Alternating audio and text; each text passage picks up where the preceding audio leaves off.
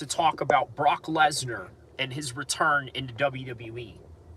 Now, I got to tell you guys, this return to the WWE was absolutely shocking. First, it ends up where I left off. Where did I leave off? I left off saying that John Cena lost his fight, okay? But let's make no bones about it. We can pretend that it's a real competition, whether it's not. We know what it is. There is no one's intelligence being insulted in any kind of way when you give reference and acknowledgement of existence in the world of professional wrestling. You understand what I'm saying? So with that in mind, understand this.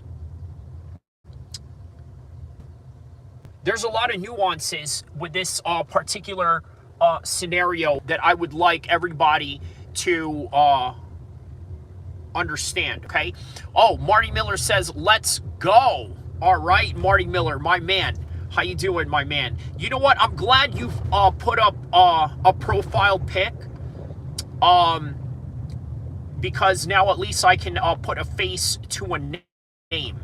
You know, because I always appreciate your support. I always appreciate your words of encouragement. And yeah, man. You know, I always just wanted to put a face to a name. You know, obviously, you know what I look like if you were to, you know, run across me in the street. You know, you would say, hey, what's up? That's Kyrie over there. I was like, okay, you know, that's what's up, man. So, you know, there's, yeah, man. There's a lot of good interaction with that, right? So now if I was to go to Ohio, I would obviously see you and be like, oh, that's Marty Miller right there. What's up, homie? You know, like that. You know what I mean? So, he says, good brother, hope you are doing well too. I am doing fantastic, my man. You know what? And not only am I doing fantastic, we're also going to talk about Brock Lesnar and his reason of coming back to the WWE after all of these controversies that have come about. Now, for example, you look at Conor McGregor and all of his past transgressions, right? The UFC has yet to cut him. We can go down to the bottom of the UFC roster, Cedric Dumas, who, by the way, caught at gunpoint robbing someone, allegedly, okay?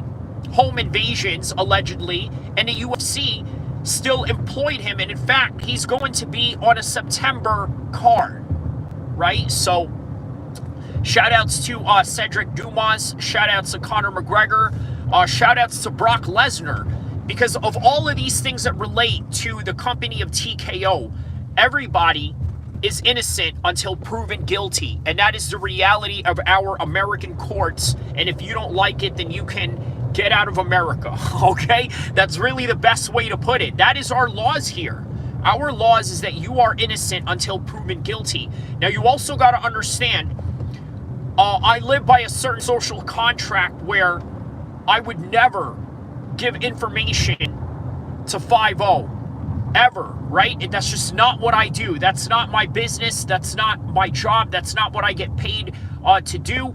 But at the same time, as an American citizen, you got to understand your rights, and you got to understand what is afforded to you, and you got to understand when and where they are allowed to search you and things of this nature. So with that in mind, Marty Miller says, yeah, I don't use any social media besides YouTube. I'm kind of a private person. Man, that's beautiful, man. That is absolutely beautiful.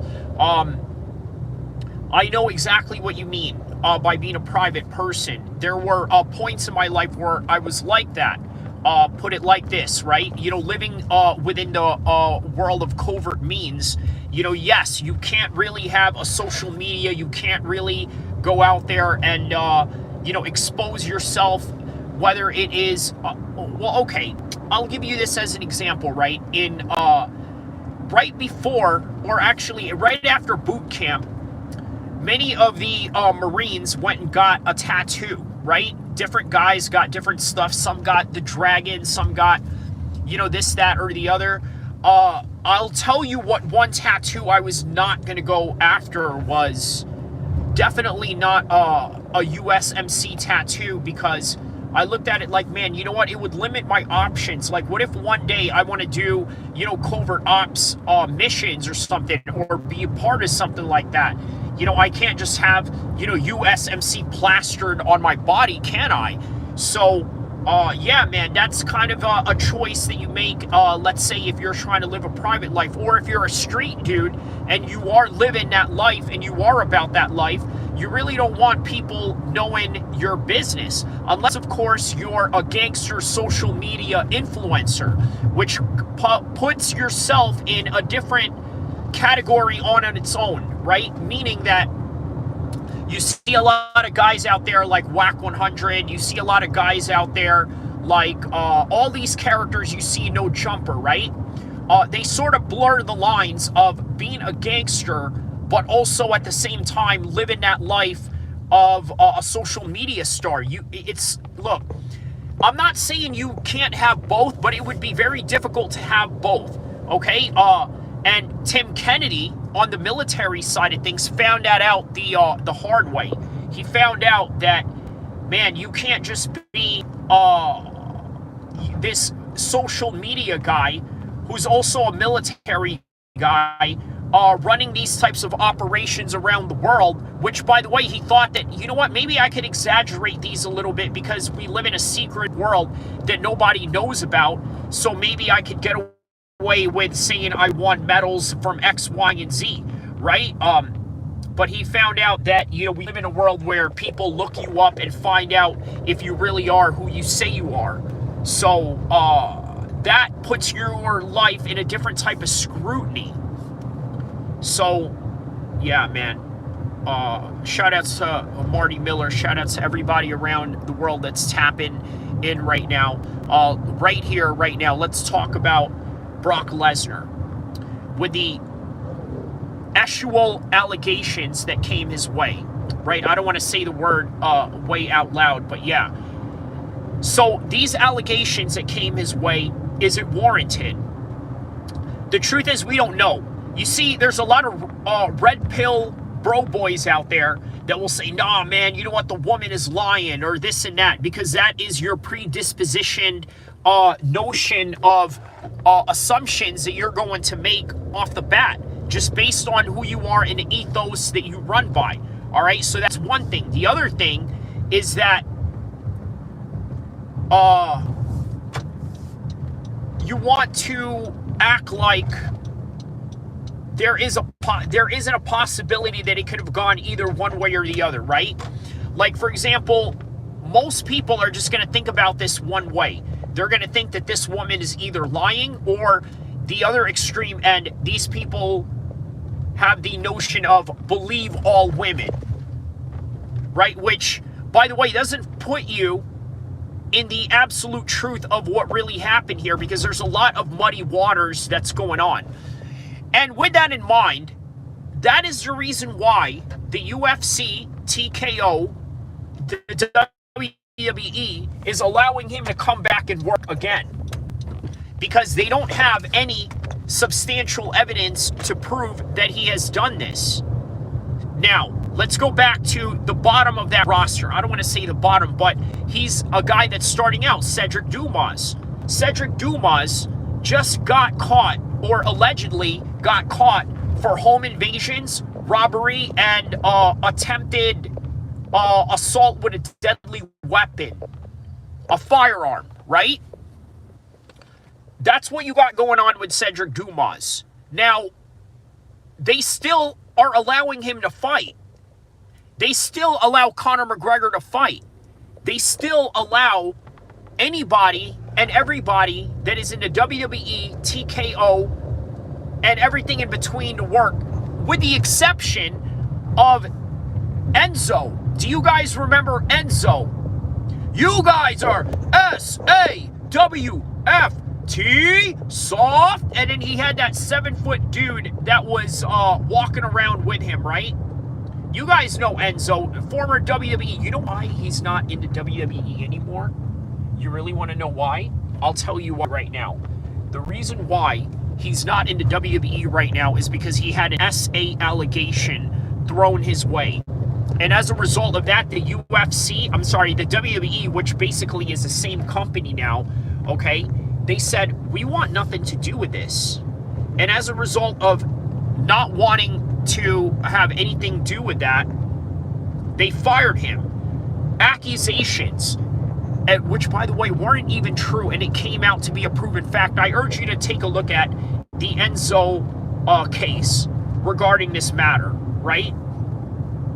So is it that the UFC, the WWE, and TKO are now learning from their mistakes? Maybe, because they're like, you know what, we don't want to jump into conclusions straight away and just give the assumption that, you know what, they are guilty, because in America, you are innocent until proven guilty. Okay, and so far, Brock Lesnar has not been convicted of anything. And in fact, the only thing that was a crime here, or was a potential crime to begin with, is on the part of Vince McMahon. Because it is Vince McMahon who is transporting this woman. It is Vince McMahon who is bringing this woman around wrestlers. And it is Vince McMahon who is paying this woman to specifically conduct certain acts on himself and others. Okay, that is the reality of this situation, which means that Brock Lesnar is damn near exempt from this situation. So in the eyes of the WWE, they figured, you know what? Hey, listen, we can absolutely downplay this because there's nothing really going on. On the flip side of that, we can create the controversy around this. Oh my goodness, Brock Lesnar is coming back after he just got accused of these allegations. Oh my goodness.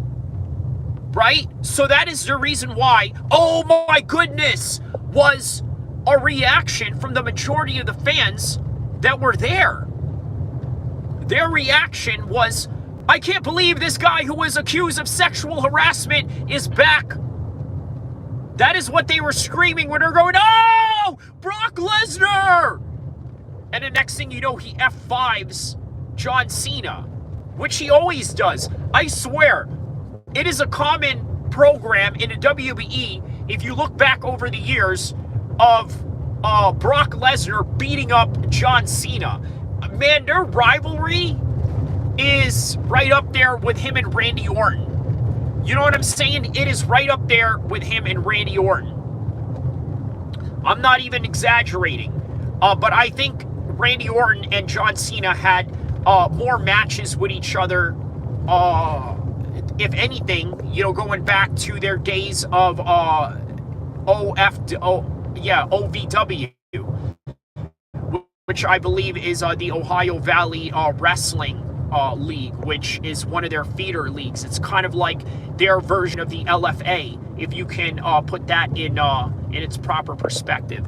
But on any regard, yes, that is the reason why the UFC is allowing Brock Lesnar to come back and stay within their organization, because of the fact that they know there really isn't any substantial evidence to pin Brock Lesnar down. And even if they were, man, it has gotten to the point where it used to be that the UFC's policy was as it follows.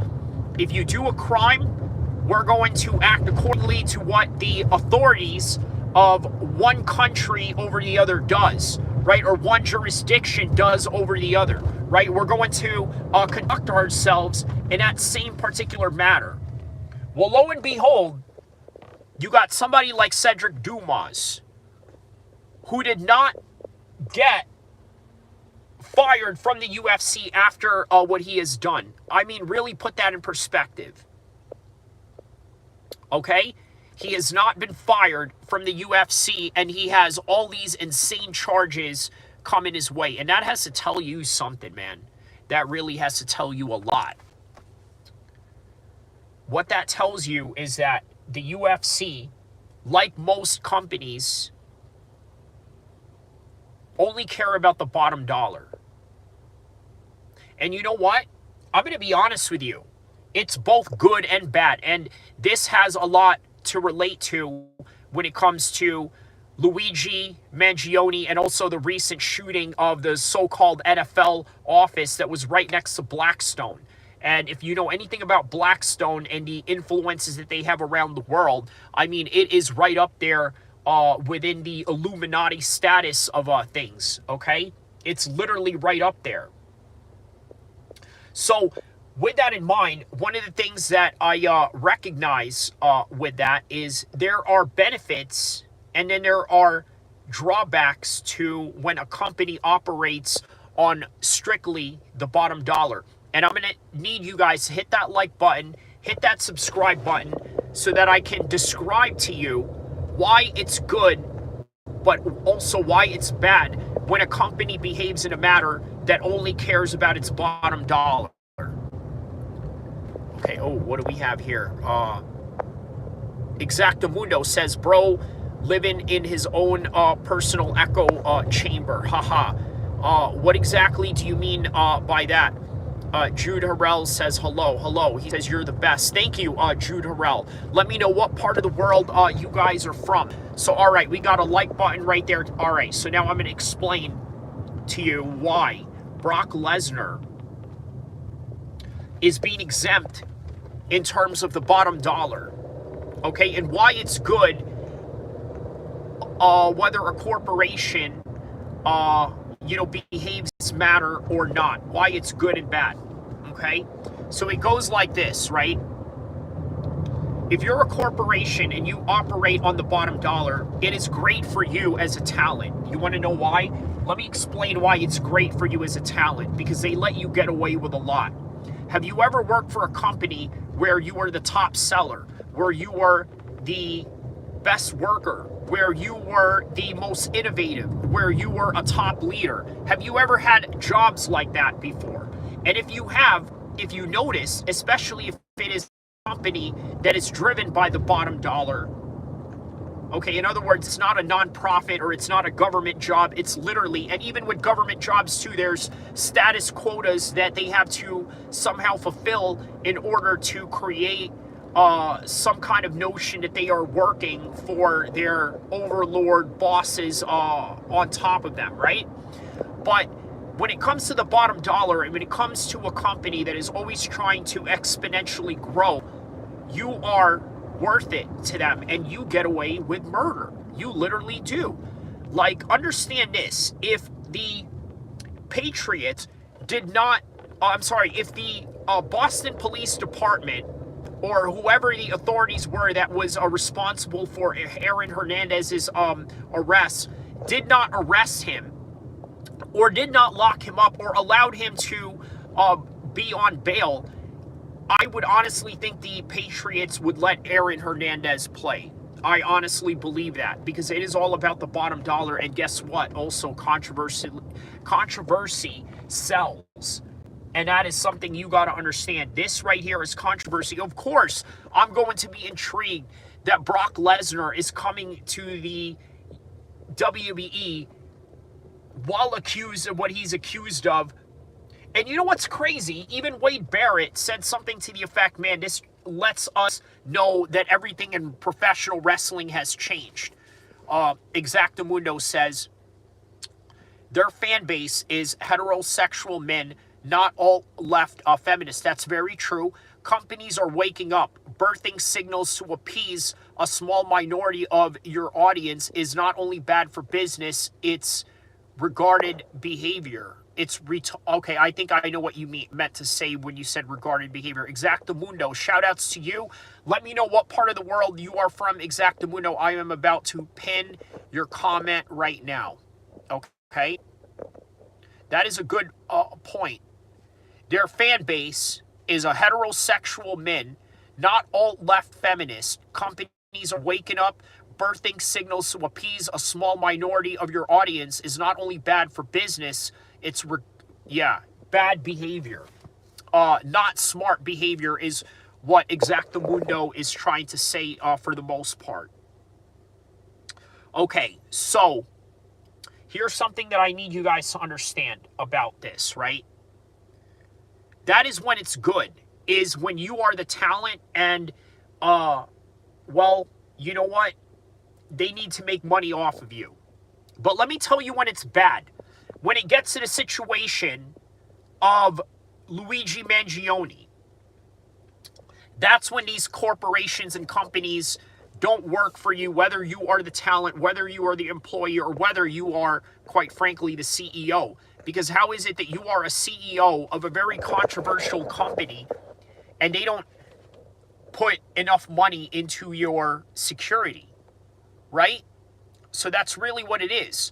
Hannon says, Exactamundo says, born in England, live in New York currently. Wow, man. Wow. Bro, this is awesome, man. I got some really interesting people as audience members, right? So you're literally an Englishman in New York. That Sting song that Tom Aspinall has walked out to when he fought in Madison Square Garden. You are the living embodiment of that song, my man. So how does that feel? You are the living embodiment of that song. I think that is awesome.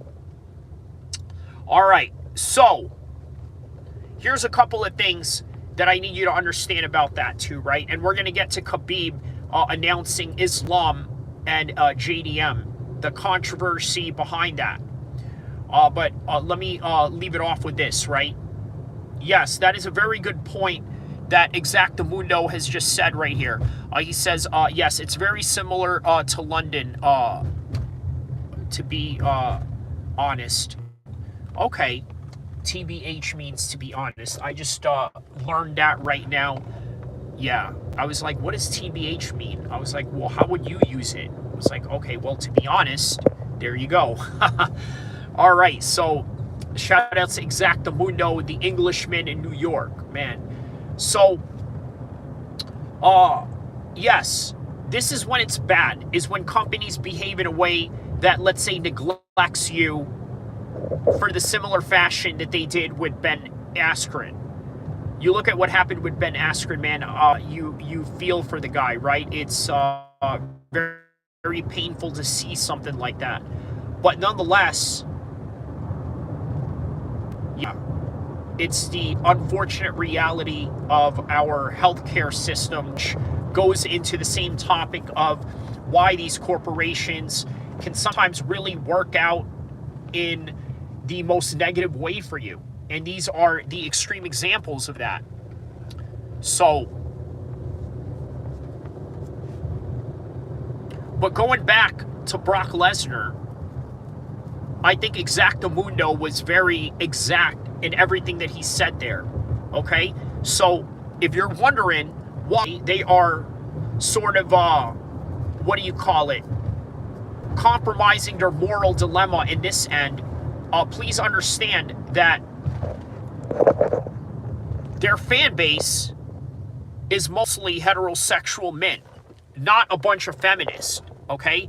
Companies are waking up, birthing signals to appease a small minority or an audience that really doesn't care about your product is bad for your business and, quite frankly, detrimental to your overall health of the company.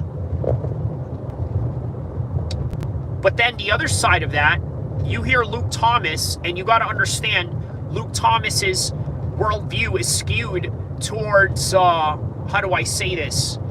The left side of things, right? Luke Thomas leans on the left side of things. So as a result of leaning towards the left side of things, he's going to make comments saying, you know how many left-wing guys that told me, you know what, I am out with watching the UFC or this, that, and the other, right? Mostly a lot of liberal, blue-haired Democrats that are friends of Luke Thomas's have probably complained to him about this. So he has a certain anecdotal evidence that comes from a hyper-liberal city such as Washington, D.C. And that's something you got to understand, man. A lot of these government officials, these diplomats, a lot of them are elitist liberals. And I think we live in a world right now where the economy can't allow certain people to live like privileged liberals. And that kind of shifts a different mindset in the new post woke culture that we have going on right now. I think that is what we have going on right now. It is what we call a post woke culture. All right. So with that in mind, let's transition this into the next conversation of Khabib and Islam Makhachev.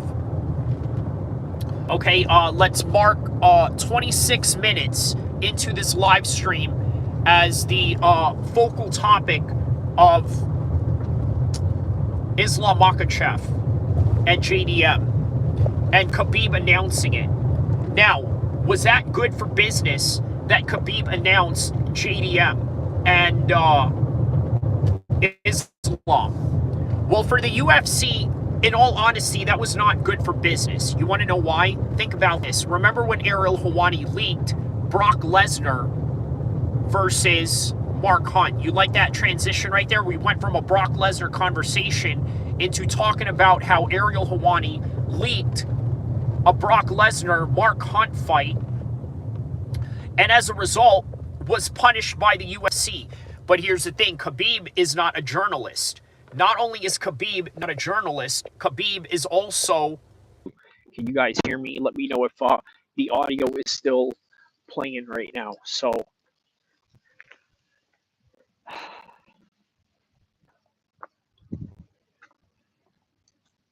let me know if you guys can hear, an audio out of me right now. So,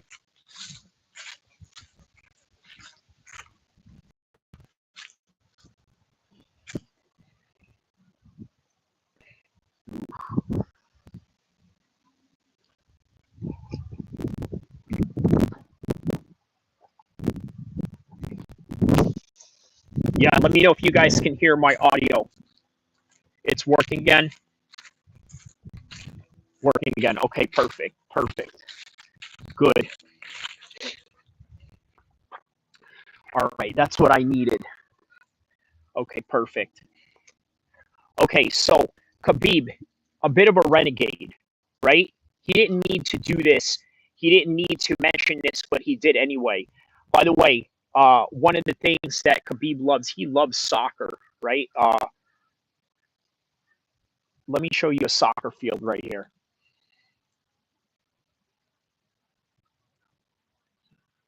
See a little soccer field by, the park around here. So, yeah.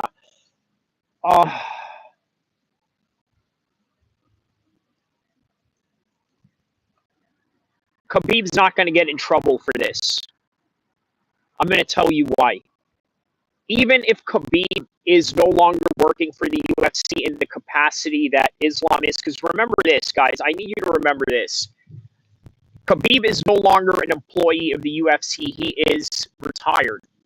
Now, the only way that can be activated in terms of acting as an employee is if Khabib was to unretire, right? In other words, put himself back in a testing pool. So the minute that Khabib puts himself in a testing pool, only then he is unretired. But for now, he's not an employee.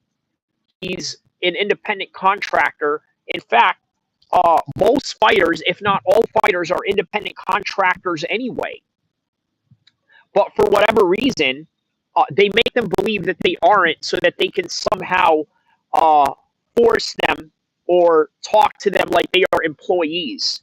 You understand what I'm saying? It's kind of like they try and, and create this, this notion that like, hey, you know what? They are our employees, and they kind of blur the lines of employee versus independent contractor. That's kind of what's going on here, right? They're blurring the lines of, being an independent contractor versus an employee. And with that, they are sort of incentivized to, strategize in a way that's, conducive for how they operate their their business and their bottom line. Okay, Exactamundo says working again. He says okay, I read that one already. Very similar to London. Yeah, it is very much similar to London is New York. Um,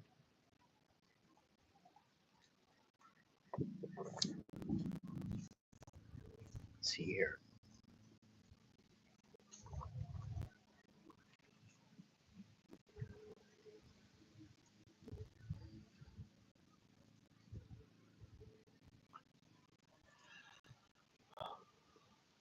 Uh, Man, what else? What else could we talk about with Khabib? Yeah, so JDM versus Islam. Let's talk about JDM versus Islam, right? How this fight is going to go about. A lot of people are hinting at the striking prowess of JDM. I'm not to doubt that JDM is a good striker, right? I don't doubt it at all. I don't doubt that JDM has good takedown defense. But when it comes to Islam Makhachev, it is a different level of takedown that he has going on. Very different level of takedown, right? Very different level of wrestling. So you have to respect that. Okay? JDM's going to get taken down at least a couple of times in this fight. Okay?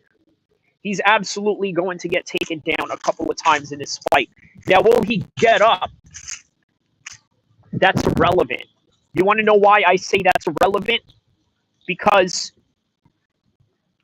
once you're able to get taken down, I always tell you guys this, right? There's an aspect of MMA that is a rinse and repeat motion.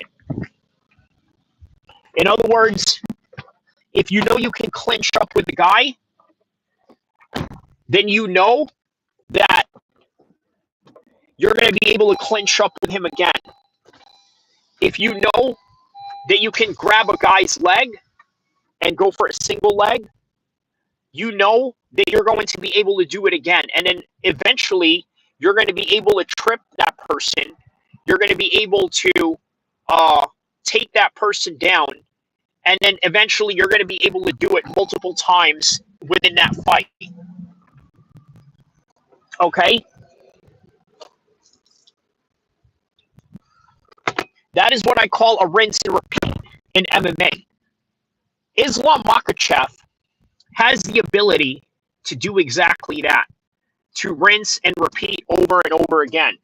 And many people who are JDM hopefuls, they act as if JDM has never been taken down before.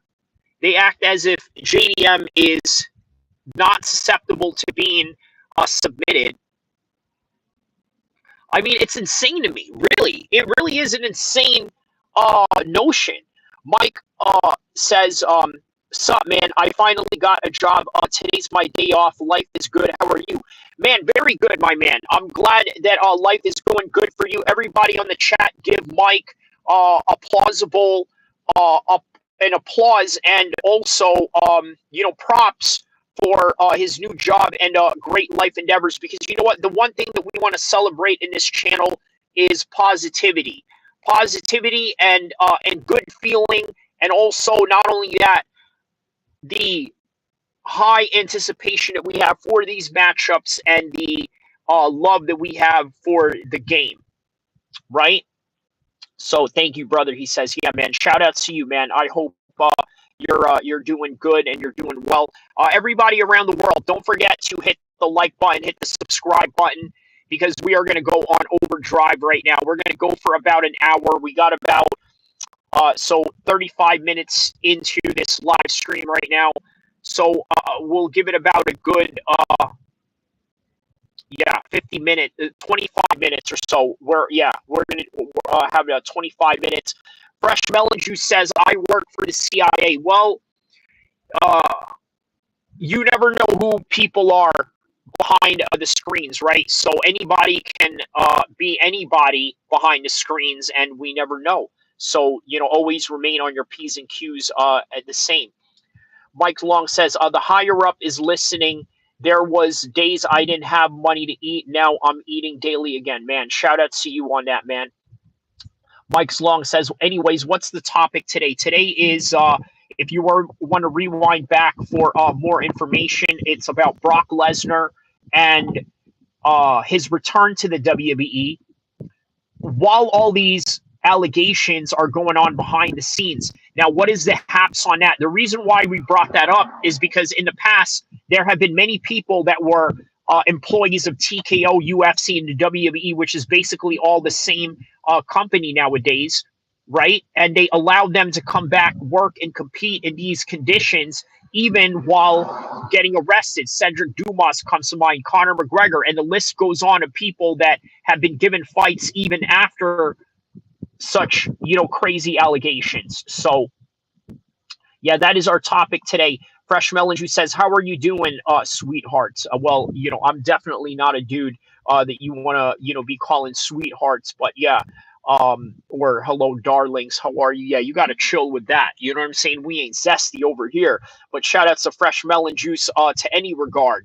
Marty Miller was looking for you the other day, I believe. I was during the fight night. Obviously, it wasn't a big fight night. I didn't expect a big turnout for it, but certainly I expect a big turnout for the Khamzat versus DDP fight, which is not that long from now. So that's going to be awesome. We're going to have a great time during that time right now. So just letting you know, this is a freestyle round that we're doing, right? We're not really talking about any specific topics. The other topic that we did talk about earlier tonight was Khabib announcing JDM in Islam. And I talk about Khabib's standings in the company, whether he's really an employee or whether he'll get banned for that, or what is the difference between a coach and somebody who is an athlete and how they're going to deal with him. Although there are aspects of, what's his name, James Krause. If you remember, James Krause was a coach, but he got himself involved in gambling and a conflict of interest that sort of I urge you to look at that story, right? Got the feds interested in him, and I think he's facing jail time right now. But yeah, Mike Schlong says, do you think DDP will get mauled by Khamzat? He will absolutely get mauled by Khamzat, or you think he's too big? Yeah, I think Khamzat will absolutely maul him. Fresh Melange says, I was on your stream, but I fell asleep. Okay, well, thank you for that. Obviously, those are views that are always welcomed and needed, to that degree. So, okay, let's see. What else do we have? Okay, so yeah, that fight is coming up. And then right after you have UFC 320. UFC 320, I believe, is UFC's Noche. I think that's what it is. Yeah, UFC's Noche. And then October, UFC 321. Yeah, you have Ankalaev and Pereira.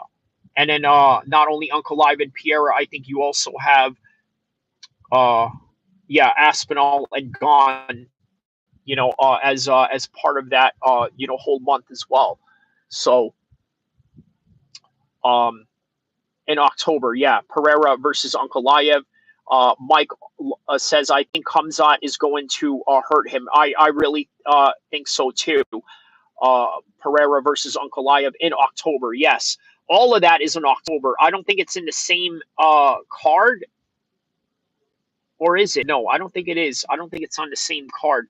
But yeah, they were going to have UFC's Noche in in Mexico, but that wasn't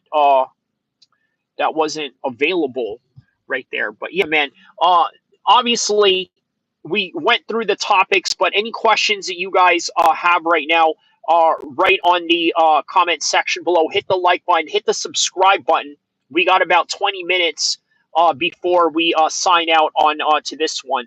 Mike Long says, I think Jean Silva will be a problem for Diego. Problem, yeah. Yeah, John Silva, man, you know what? Listen, I got to put my biasness aside, right? Like, I really didn't like that Portnoy was sort of claiming him like as if he's an Israeli fighter, but all politics aside, John Silva is really good.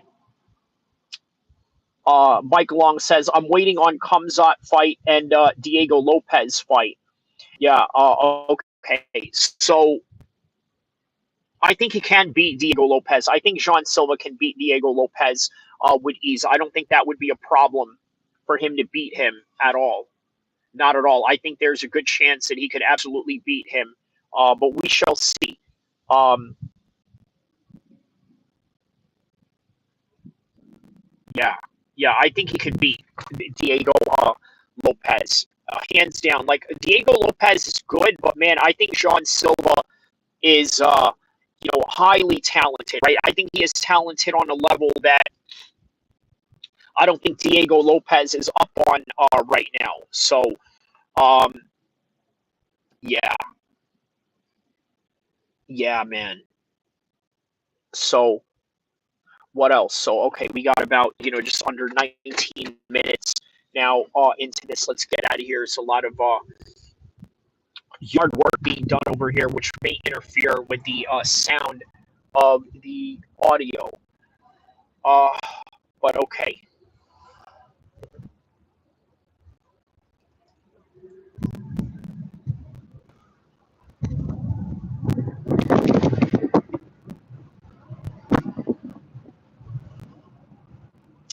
Mike says,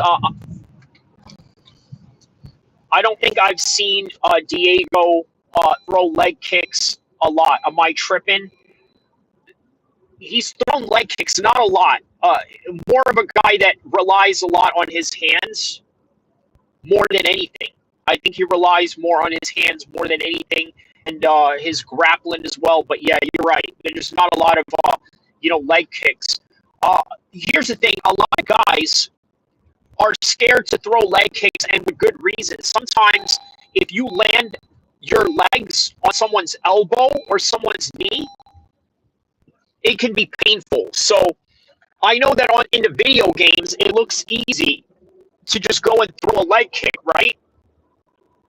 Seems easy to just do. All right, go in there, throw a leg kick.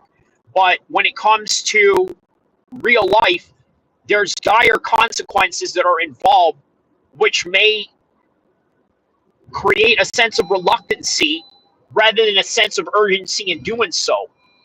Mike says, painful for the guy kicking. Yes, sometimes it can be painful for the guy kicking, especially if you know how to check kicks. You can really hurt a lot of guys that just throw kicks freely that don't know what they are doing in terms of, measuring the right time, right? You could really time them into landing into your elbow or landing into your knees or shins, right? Like, yeah. Mike says you can probably even break your shins kicking someone. Correct. Correct. That is true. That is true. That is one thing that you got to watch out for. You can absolutely, yeah, get your shin broken by doing exactly that. So, um, yeah, yeah, you can absolutely get your shin broken doing that. So it is a caution that you absolutely have to take, right? Yeah, if you don't take that caution, you can absolutely damage yourself in that. Uh, Mike Long says, how would you be careful with breaking your shins? Can you condition them? Yes, conditioning them is one part of it. I have a video of me, I believe it's on my Facebook, kicking a steel pole wrapped with red tape around it, right? And I would just kick it for hours, right, just to condition my shins. So that's one way of doing it. Fresh says at Mike Long, go to Thailand 2-3 years and forget. Yeah, that's also another solution to that. You could go to Thailand and do exactly that. And but you know what? This is a controversial take that I have on Muay Thai, and I've gotten into it with a lot of people in the Muay Thai world, the niche Muay Thai world of things about this.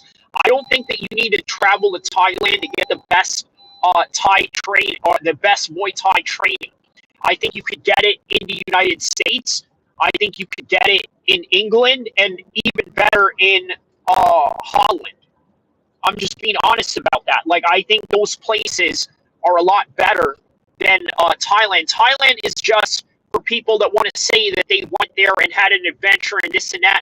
And don't get me wrong, it's not to say that the Thais don't have good technique, but I'm just saying that it's not anything that you can't find in other parts of the world. So that may be, a controversial take, but it is what it is. Jamal, my man Jamal says, "What's up, big dog?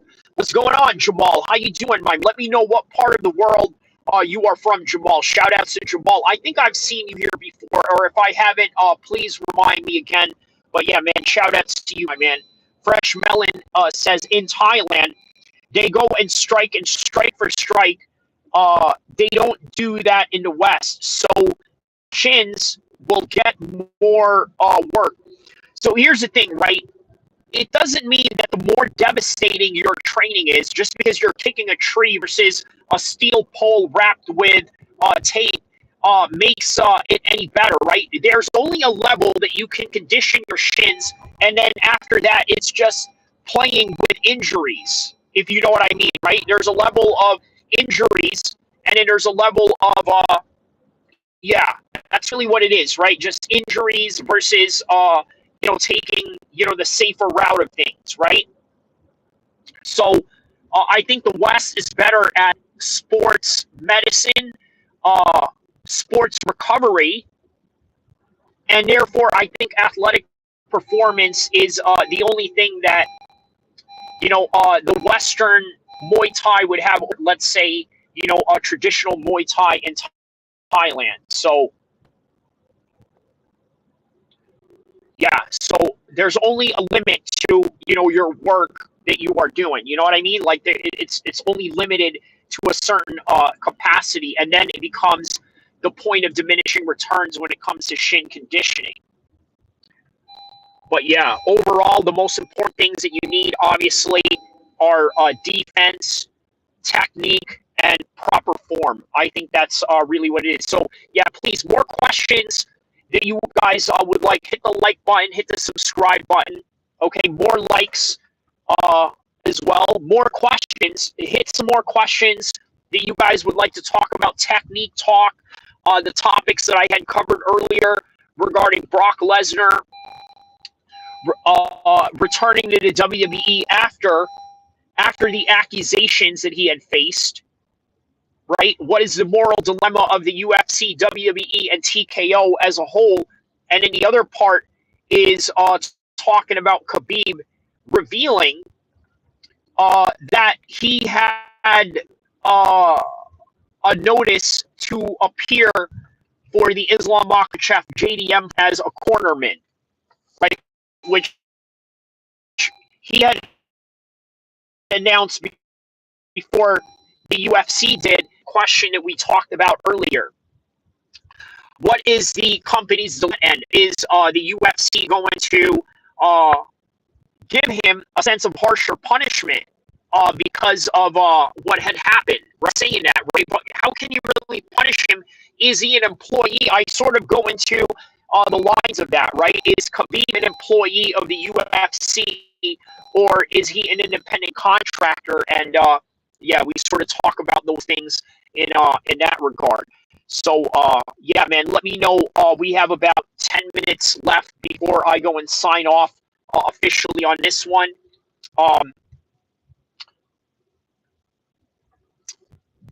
Yeah, let me know some questions below. And let's see, what else is an exciting matchup? We got a few exciting matchups in UFC 319. How about Jared Cannonier versus MVP, right? I really like that matchup right there. I really like that matchup. Okay, but first, before we talk about that matchup, the comment here says, what do you think about Trump's threat not to give money to states who speak out against Israel?